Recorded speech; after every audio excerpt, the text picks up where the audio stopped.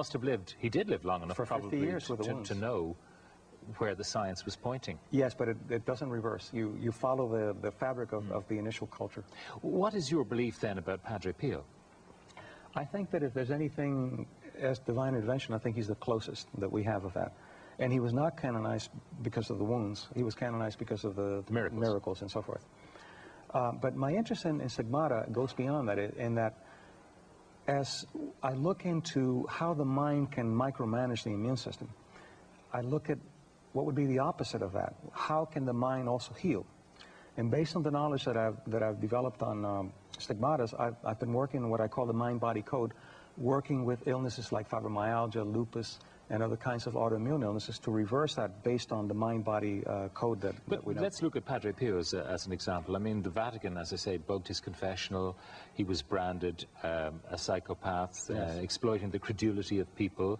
The last Pope was a big fan, of Yes, course, he was. and fast-tracked Padre Pio to sainthood. But just in terms of his pure medical condition, I mean, this was a man who was losing a cup of blood a day. Without anemia. Without anemia. Yes. Who had these horrible wounds, which, when you see how raw they looked, should have at least once in a while become infected. And they never did. They never became infected. Then there was no kind of bad odor from the wounds, anything like that. They smell like roses, which in some cases that happens. You can smell it, and as you know, blood is a very repugnant odor. But in his case, it smelled like roses. So this is the closest to divine intervention that I can that you would allow yourself Yes. to come. So if it's not divine intervention, if it is the body doing its own thing and preserving a stigmata from infection, it shows that the mind is truly very powerful in terms of attacking things that might otherwise damage or kill us. Very powerful, yes. And now we know, for example, that if you're exposed to compassion, your body will produce something called IgAs, which are antibodies that fight the common cold. But if you're exposed to bad news, then it drops the IgAs, and it makes you more prone to a cold. But when you have something like, say, prostate cancer, which you talked about being eliminated in the case of the Mexican woman, I mean, that's a much more radical thing, if you Yes. like, than resisting the common cold. Yes, very much.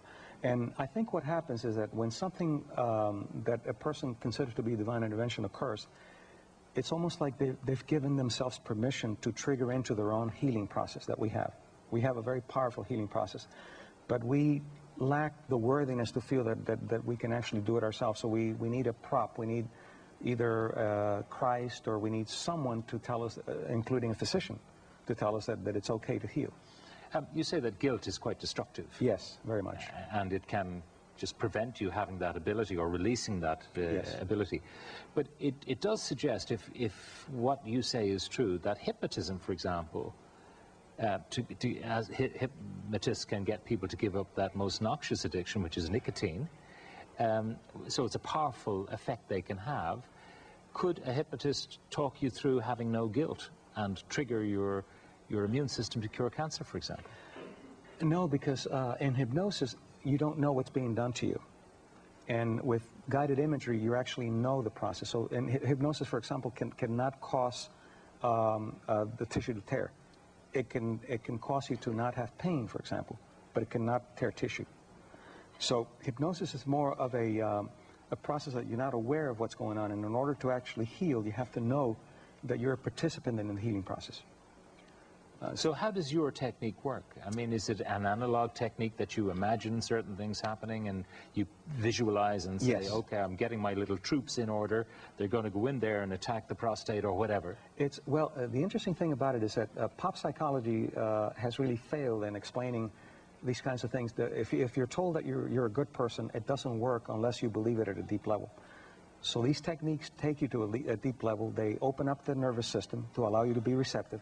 And then you begin to change your belief systems based on things that have happened in your life where you feel worthy. You bring in worthy memories and the mind-body reaction to the worthiness. And that's when the healing begins to occur. You've been writing about this, but you've decided to do it in novelized form. Yes. Why? Well, scientific journals are very boring.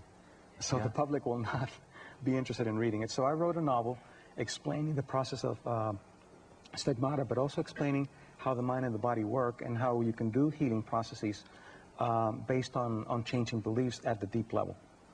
You're obviously treating all of this as a force for good, but if you turn it on its head, it would explain why voodoo works. Yes. Because if the victim of the shaman believes that he or she is going to be injured or even die at the hands of the voodoo expert, then they possibly could die. They do. But if you come from another culture, for example, if you went to Haiti and a shaman would tell you that you're going to die, you would not, because you're not bonding with that culture. You have to have a bonding with So the if you're culture. from the West, you go to one of these places where they have occult beliefs, but you don't have them. Nothing will happen You're to you. immune to those kind of curses. Yes. But if you buy into it, then You're dead. you're dead. What's the book called?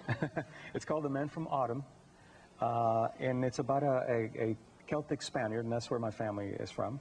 So I have a little bit of Irish, I guess. Yeah. And he investigates stigmata for the Vatican, so it's a bit autobiographical. But it's more palatable because as you read it, you're learning about it in a storytelling format. Right. It's absolutely fascinating. Dr. Mario Martinez, thank you very much for joining us in studio. Thank you very much. Thank you very much indeed.